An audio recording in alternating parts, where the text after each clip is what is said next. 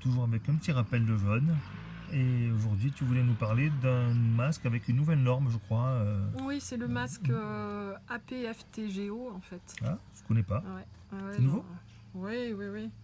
Je l'ai découvert aujourd'hui en fait. Voilà, donc c'est un masque très bien conçu, bien résistant. Et puis APFTGO en fait signifie aie peur. Je sais pas si on voit Ouais, bien. penche un peu. Aie peur, Sur- ferme ta gueule et obéis. Voilà, ça ce sont les maîtres mots La norme de, imposée par le gouvernement. de ce que nous vivons en ce moment.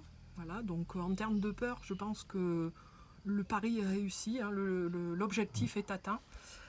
Parce qu'en termes de peur, voilà, on peut dire que la peur aujourd'hui, elle s'est propagée plus vite que le virus sur la planète. Et encore le mot peur, sur l'échelle émotionnelle, est assez faible. Parce que j'ai pu observer des gens complètement en panique, en stress, en angoisse, en terreur, complètement terrorisés. Voilà, donc ça, c'est l'objectif est atteint. Et comme je l'ai dit dans des précédentes vidéos, la peur, ça fait plus de mal qu'un virus.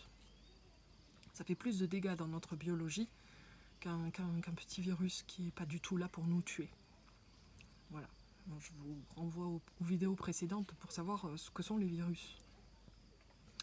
Alors, ferme ta gueule, donc évidemment, quand on a ça dans la bouche, difficile de parler tranquillement, sans s'asphyxier et sans crever de chaud maintenant. Vous avez vu le soleil qui fait à plus de 7 heures du soir. Ça ressemble un petit peu à une muselière. Oui, ça ressemble à une muselière, ouais, ça ressemble à quelque chose qu'on met devant la bouche et qui nous permet de nous taire, de nous bâillonner. Pour moi, c'est un véritable bâillon. Symboliquement, c'est ce que nous mettons sur notre bouche. Et les gens qui s'occupent justement à mettre la planète à genoux, en fait, savent très bien utiliser les symboles et savent ce que c'est que les symboles. Ils ne fonctionnent qu'avec des symboles et des images. Image qui est l'anagramme. Et image qui est l'anagramme de magie. Voilà. C'est joli, hein. Notre langue française est une langue qu'on appelle la langue des oiseaux, donc c'est la langue qui se prête énormément aux jeux de mots phonétiques. Hein. Voilà, donc... alors, et obéit, évidemment, hein, quand on ferme sa gueule, généralement, la suite, c'est l'obéissance. Donc, je constate que les Français sont très, très obéissants. Et qu'une partie de la planète est obéissante, en effet. Alors, nous obéissons à qui? À des maîtres. Aux puissants, à ce qu'on appelle les puissants, qui pour moi ne le sont pas. Voilà, nous obéissons au pouvoir, à l'ordre, à ce qu'on appelle l'élite. Excusez-moi de le mettre entre guillemets et de sourire jaune quand on parle de l'élite. Voilà, et donc nous nous comportons comme des esclaves, bien obéissants, comme des moutons, qu'on emmène pâturer dans un pré, et puis quand celui-là a moins d'herbe, on l'emmène pâturer dans un autre. Et puis au final, ils vont être tendus, hein, ces moutons, parce que la laine, ça sert à faire son beurre aussi. Donc elle va servir à être vendue, à être utilisée, vendue, à rapporter de l'argent. Puis il y en a certains qui, trop vieux ou trop faibles, vont passer à l'abattoir. Voilà, c'est comme ça que je vois cette crise en fait, qui n'est pas du tout une pandémie pour moi, qui est une organisation machiavélique mondiale destinée à mettre les peuples du monde à genoux. Et quoi de mieux que la terreur pour mettre les gens à genoux?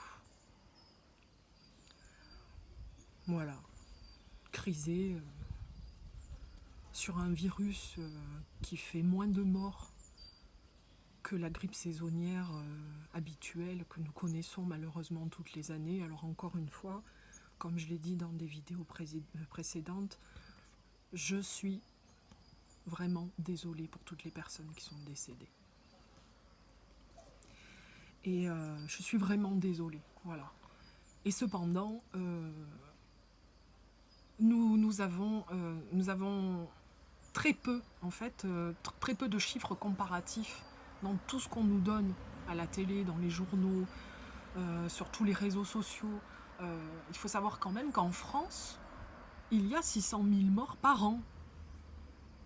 D'accidents d'accidents de la route, de cancer, d'arrêt cardiaque, de toutes sortes de maladies. Et d'accidents, il y a 600 000 morts par an. Un rapide calcul nous ramène à peu près 1500 morts par jour. C'est ça. Il en manque Oui. Par rapport aux chiffres qui nous sont donnés tous les jours. Oui. Maintenant, ma question c'est est-ce que les gens meurent du Covid ou ils meurent avec le Covid et ils meurent d'autre chose que ça? Et est-ce que nous ne serions pas en train de tout confondre et de tout ramener à la mortalité Covid? Pas tout, puisqu'on est en dessous des chiffres de mortalité normaux.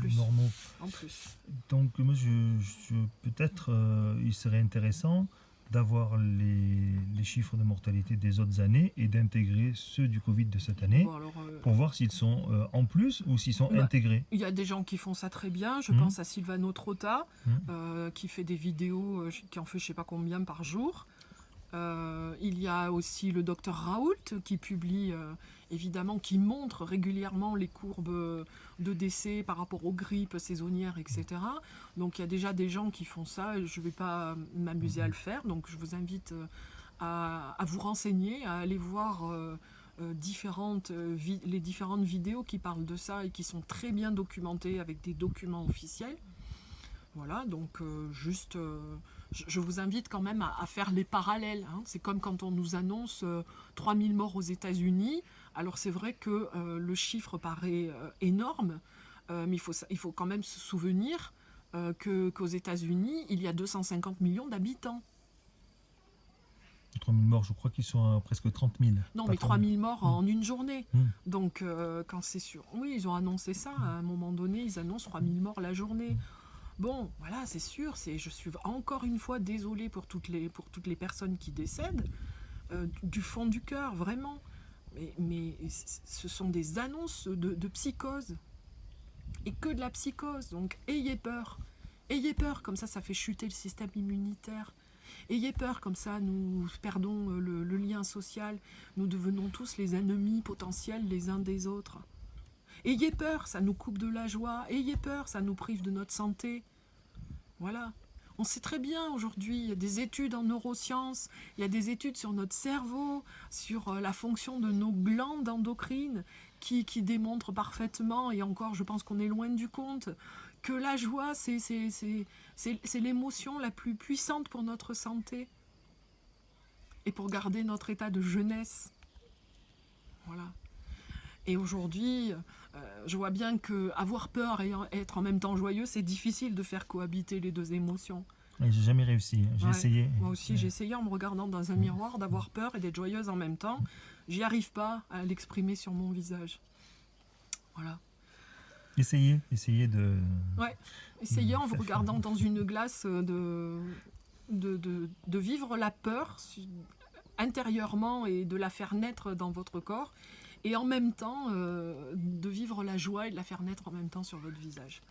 J'y suis pas arrivée. S'il y a quelqu'un qui arrive à avoir ce dédoublement possible, je veux bien qu'il me montre.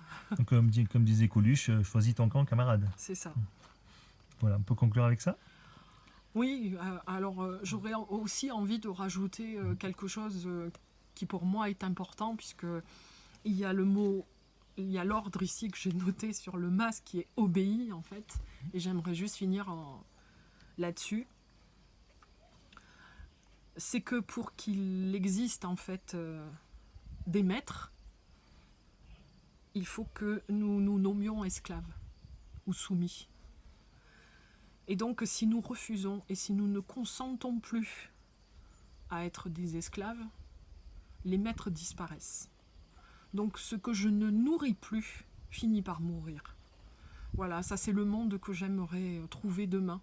C'est-à-dire un monde dans lequel plus personne, mais alors là je ne sais pas si je vais le voir de mon vivant en fait, où plus personne ne consent, et j'appuie sur ce mot, ne consent à être esclave. Esclave d'une peur, esclave d'une loi incohérente, stupide, débile complète, voilà. Esclave de quelqu'un d'autre, d'un autre humain, esclave de notre travail, esclave de l'argent. Voilà, j'aimerais un monde demain où nous décidions de ne plus être des esclaves. Voilà. Et donc tout ce qui se fait aujourd'hui sur la planète, ces personnes que nous appelons les élites, qui prennent des décisions pour nous, et croyez-moi que celles qui prennent les décisions pour nous, ce ne sont pas forcément celles que nous voyons à la télé. Donc Monsieur Macron, Monsieur Véran, Monsieur Castaner, Madame Belloubet, etc. et toute la compagnie macroniste en fait, ne sont que des pantins et des marionnettes aux ordres d'un système beaucoup plus puissant et plus caché, qui ne se nomme pas et qui ne se voit pas. Ces gens-là mourront énergétiquement, hein, je parle d'énergie, leur partie en fait dominante et maître mourra lorsque nous aurons décidé de ne plus être leurs esclaves et de ne plus leur obéir. Et pour l'instant, s'ils arrivent à faire tout ça sur notre planète, c'est parce que nous leur donnons notre consentement et que nous leur offrons cadeau notre libre arbitre. Voilà. Dans une prochaine vidéo, est-ce que tu serais d'accord pour nous expliquer comment intérieurement nous libérer? Oui, avec plaisir, oui. Bien, on conclut avec ça. Oui, on conclut avec ça. Voilà, donc pensez vraiment au consentement et peut-être vous pourrez peut-être ressortir le discours de la Boétie, d'Étienne de la Boétie, de la servitude volontaire. Voilà, il y a des choses qui ont été écrites depuis très longtemps et que malheureusement nous avons mis et bien rangées dans les étagères d'une bibliothèque que nous avons oubliée. Je vous invite à retrouver Étienne de la Boétie. Ça fait du bien au cœur et à l'âme. Merci, bonne soirée.